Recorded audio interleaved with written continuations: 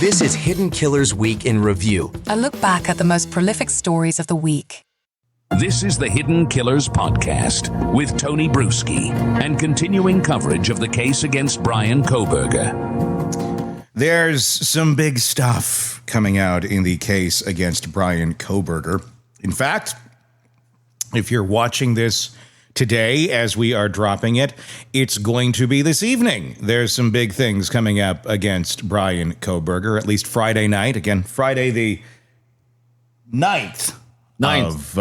Of May 2025 is when it's going to drop, and there's a lot in it. I heard about it yesterday. I got a text from the producer and was like, oh, this is going to be interesting. And I just saw the preview, and you're about to see the preview, and oh my gosh, Robin, this is... There's some stuff in here. There's some stuff in here that we have not seen from new footage, high definition footage of the vehicle that's not grainy and really questionable. There's allegedly some text messages. There's search history. There's images on the phone. There's stuff no one has seen before. Things that we've been going, it'll come out in court. Well, as things do here in the United States, they come out on Dateline first. Right. and here is a little preview of what you're going to be seeing, and we'll discuss some of this on the other side. This is Dateline, going to be airing on Friday the 9th, 2025. Keith Morrison reporting. Let's take a look. In this house, just steps from campus, in the early morning hours of November 13th, 2022, 4 University of Idaho students, Maddie Mogan, Kaylee Gonsalves, Xander Kernodle, and Ethan Chapin, were stabbed to death. Their accused killer, Bryan Kohberger, faces trial this summer. He's pleaded not guilty. For the last 2.5 years, Dateline has been on the ground, reporting, gathering, and learning from people with direct knowledge of the case. We've obtained things that have never before been seen publicly, like these security videos from a camera on a house near the murder scene, videos that show a white sedan, a car that investigators believe was driven by Bryan Kohberger, making repeated passes at the King Road house that night before the murders. With evidence like this and our reporting, we have assembled a timeline for the weeks, months, and days before and after the murders. Starting with a pool party Kohberger attended in July, just after he moved to the area in pursuit of his PhD in criminology. An exclusive interview with a woman who exchanged numbers with Kohberger, then did not return his text.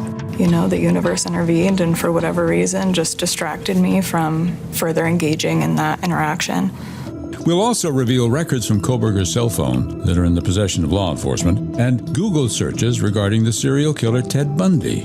We have also seen these. Dozens of photos in Kohberger's cell phone, browsing history, women from Washington State and the University of Idaho, including close friends of the King Road victims.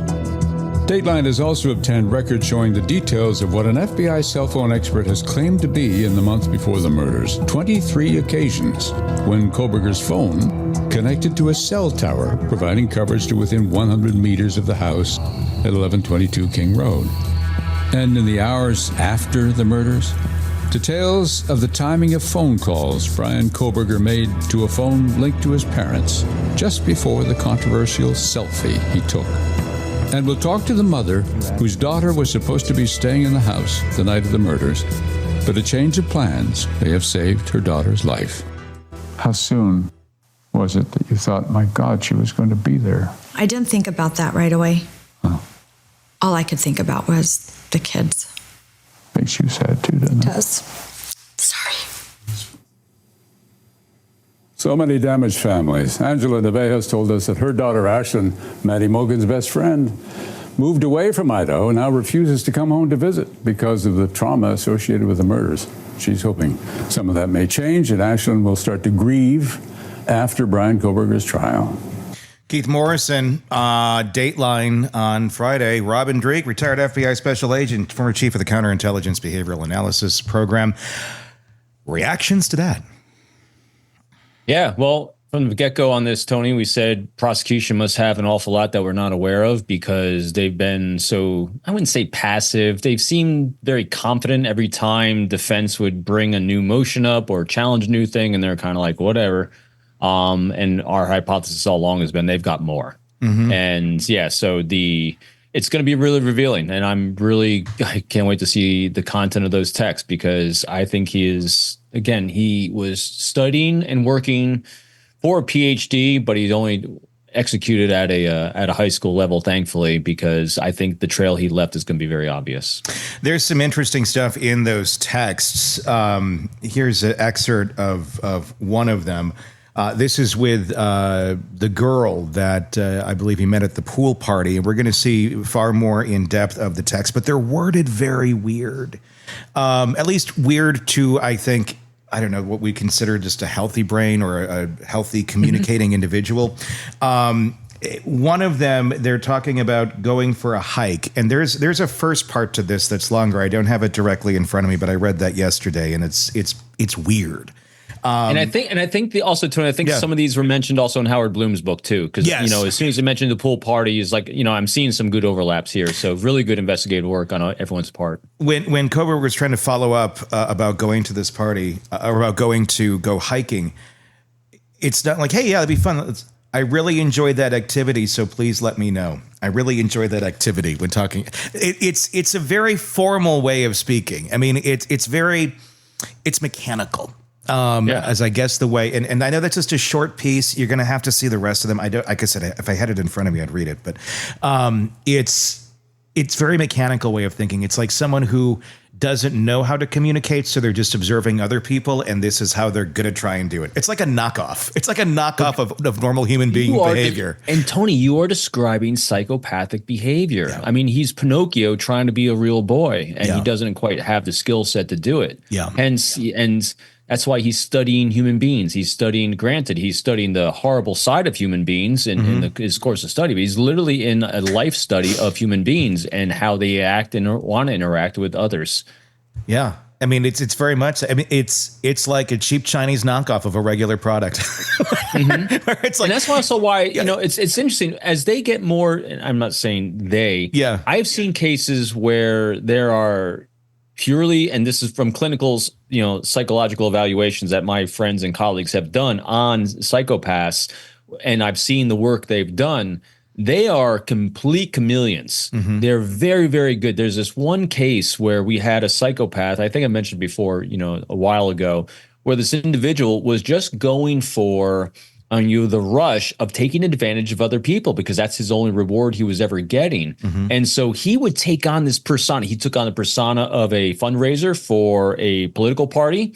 And he's got pictures hobnobbing with this high level people, like people that ran for president. And he's driving Porsches and Ferraris. And you go to his apartment, there's nothing there, because he took on that persona. He was so believable. Then he took on a persona trying to build people out of churches. He became a pastor, and he was this great pastor, came across very empathetic. And so he molded himself to the environment he needed. It's kind of like why when we talk about Lori Daybell Vallow, I said she's doing very well in prison, most likely from my perspective, because she's manipulating as a psychopath the entire environment around her.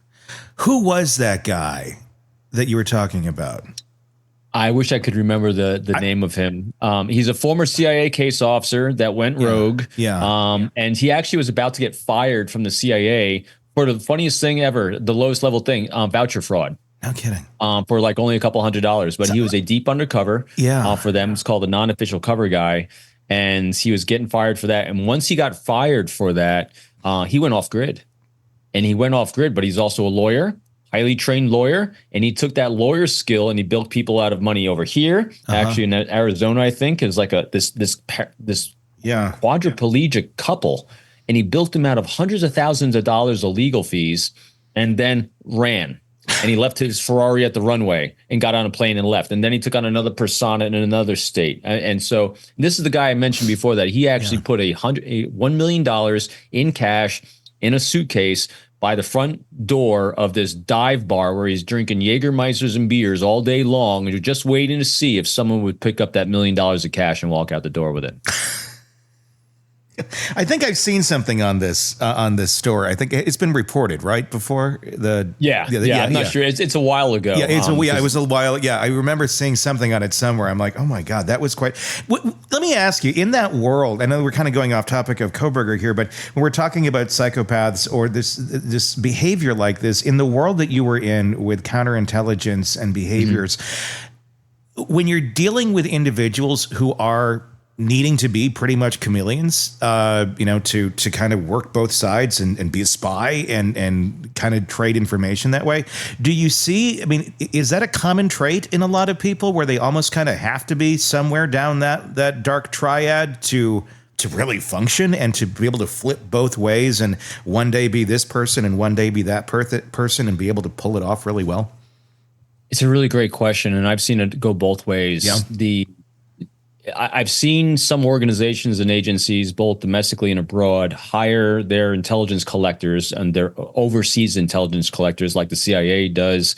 That's why they have some CIA officers that go bad. They're the deep cover operatives because they have to have a higher lack of empathy, higher on psychopathy, so they can manipulate the living hell out of people and not feel bad for it, not be remorseful for it. But at the same time, they have to have enough of a moral and ethical grounding to keep them from going rogue. Yeah. And at the same time, then you have people like me, I was on the flip side of this where I'm trying to recruit people like this. Yeah. And so my skill set is completely back-asswards opposite from that. I have deep active empathy because I'm here to solve massive critical life challenges and problems in your life. And I need to see life from your context. I need to mitigate all the risks to safety, security, and prosperity you perceive from your optic and perspective. That cannot be done by a psychopath. Yeah.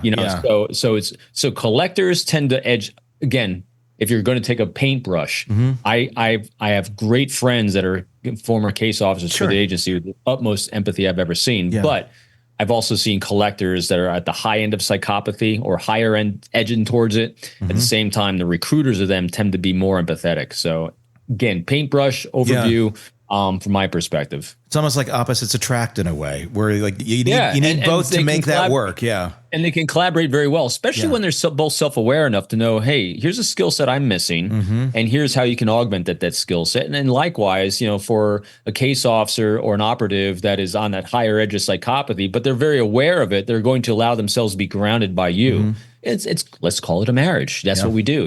We kind of complement each other, and that's why it takes teams of people. It's very rarely is anyone ever successful singularly. You do need good, healthy relationships to solve life's most wickedly complex problems.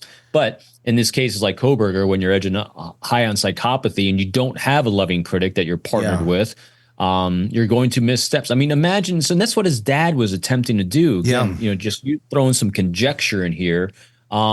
His dad seemed very vested in the success of his son. His dad seems deeply empathetic. People that take the actions that they take as a parent, that's an empathetic thing. And so had Kohberger allowed his dad, assuming that, we'll take the assumption here that, maybe he did this, he's not proven, until proven guilty in court of law, obviously. But, had he allowed someone like his dad more into his life to balance that out, maybe also the professor could have been someone that was, doing the same sort of thing, that he had a relationship with, someone to balance out that lack of empathy that he had.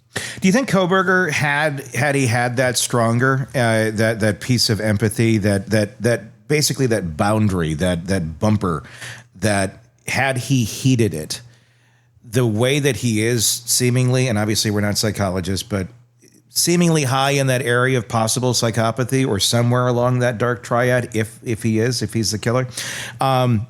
Had that been in place better, or had there been maybe somebody other than his dad or somebody that he respected enough to take that boundary and go, okay, I wonder how good of an agent he would have been if he got into law enforcement and was investigating these sort of crimes, because he can relate, it seems, and can think that way. But the thing is, he thought all that way. If this is in fact him, he went all the way through it and became that person. But if he could just walk up to it and see it from that perspective and then use it for good, I could see that he could have been really good at this, but he just couldn't stop his urge of becoming the criminal, it seems. So that's a really fascinating conjecture. to think about. So based on what the observations I'm having of him is he would not have been very good as like a CIA case officer overseas. Because they have to recruit their own sources. So the types of operatives that go overseas to gather intelligence through other human individuals, like cooperations by recruiting, deep-rooted sources and everything, requires also a deep level of empathy. The case officers that did those work, especially in denied areas like Russia, China, in the Middle East, recruiting, people that are terrorists and flipping them to our side and that requires deep levels of empathy. Now, what he could potentially be good at is be the pointy edge of the spear, like the person they did recruit. That could actually be the person that could do nefarious things to someone to gather information and put up these strategies to stay alive potentially. Again, the problem with someone that is so high in psychopathy like that, though, like you're seeing here, he stands out. It doesn't seem like he has that ability to really blend into the environment around him. So I think he's edging up that high in some way, or there's other things, other issues at play, whether it's like the diagnosis for autism, I don't know. But he's not a very functional. He's not a good predator, obviously, because he really stood out in all his behaviors. And so those are elements that also play into these things. Want more on this case and others? Then press subscribe now and don't miss a moment of true crime coverage from Tony Brueski and the Hidden Killers podcast.